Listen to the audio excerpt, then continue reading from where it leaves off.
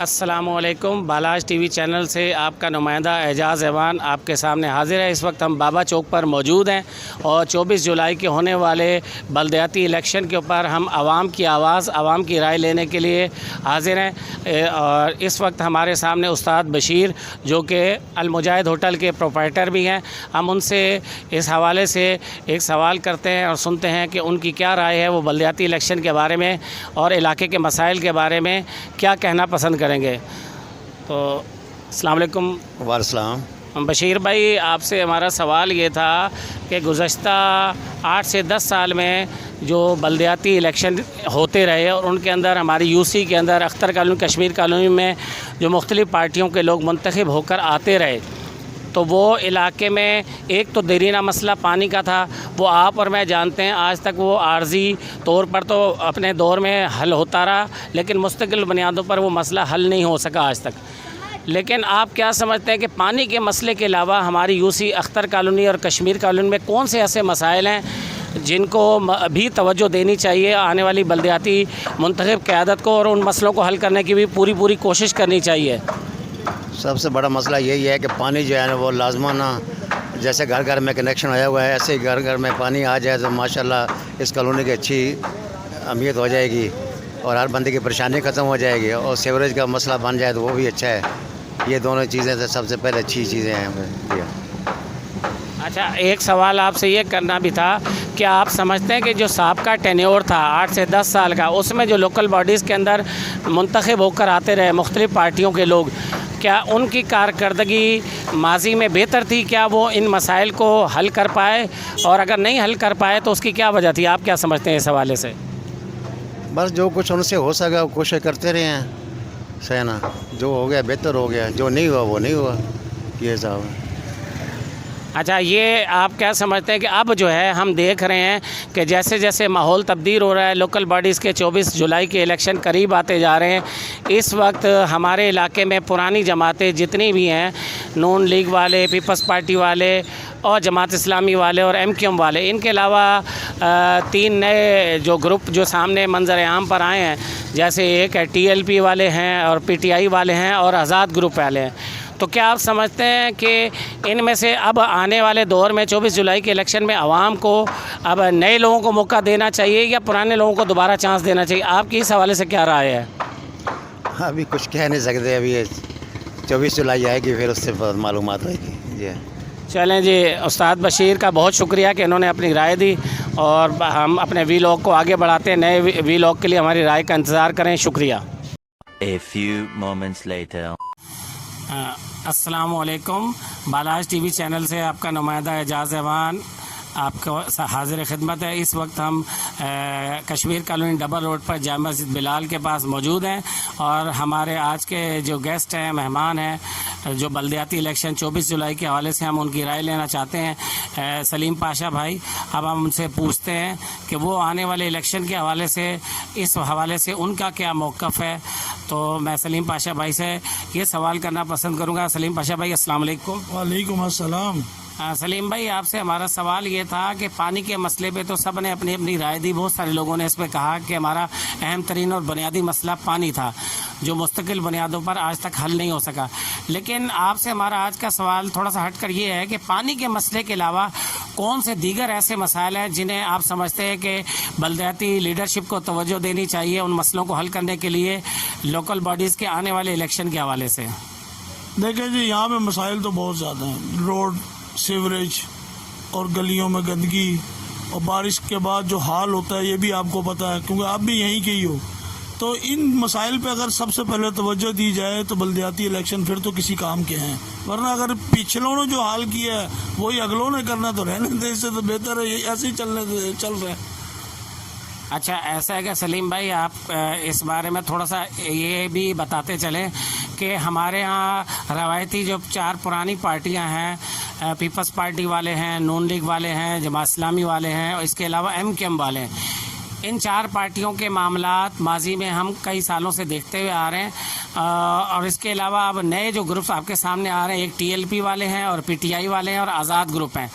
तो मेरे सवाल के दो हिस्से हैं। पहला हिस्सा तो ये है कि क्या आप माजी की जो पुरानी पार्टियां हैं जो यूसी की आदत में आती रहे मुंतखब होकर, उनकी कारकर्दगी से मुतमईन है, और क्या आप वरना आप समझते हैं कि इनको दोबारा मौका देना चाहिए, या जो नई पार्टियां हैं टीएलपी, पीटीआई या आज़ाद ग्रुप के कैंडिडेट्स, या उनको अब चांस देना चाहिए? आपकी क्या राय है?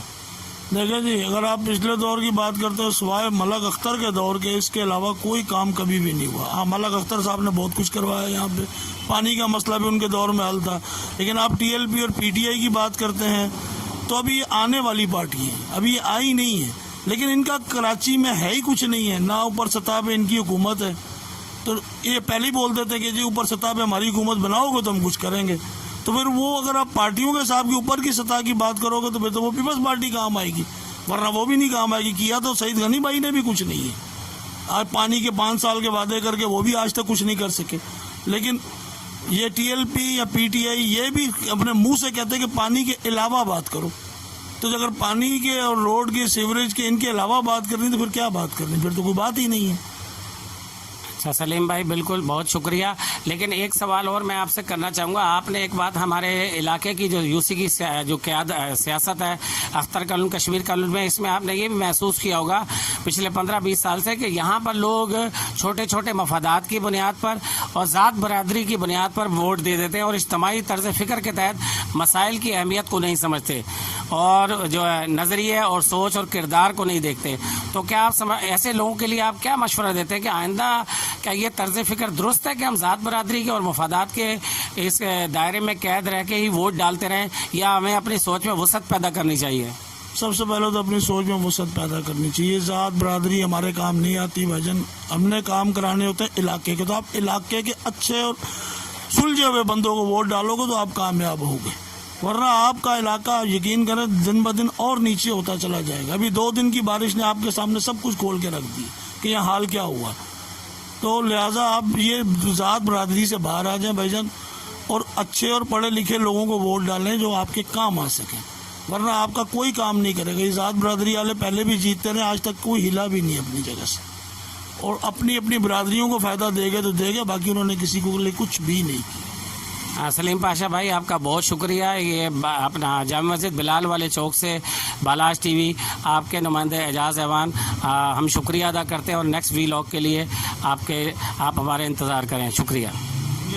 A few moments later. Balaj TV channel से एजाज़ ऐवान इस टाइम सेक्टर बी की 4 नंबर गली में मौजूद हैं। हमारे सामने मौजूद हैं गुड्डी बाजी। अब उनसे दोबारा इस हवाले से सवाल करेंगे कि पानी के मसले के अलावा कौन से अहम मसाइल हैं जो बहुत ज़्यादा तकलीफ़ का बायस है हमारे इलाके के लोगों के लिए? सबसे बड़ी बात यह है कि देखो, अगर बारिश हो जाती है यहाँ पर निकासी का कोई मसला नहीं है, ठीक है। रोड टूट जाते हैं, गटर लाइन बंद हुई है, पानी की परेशानी होती है, बच्चे आ रहे जा रहे गंदे में, कोई देखने वाला यहाँ पर नहीं है।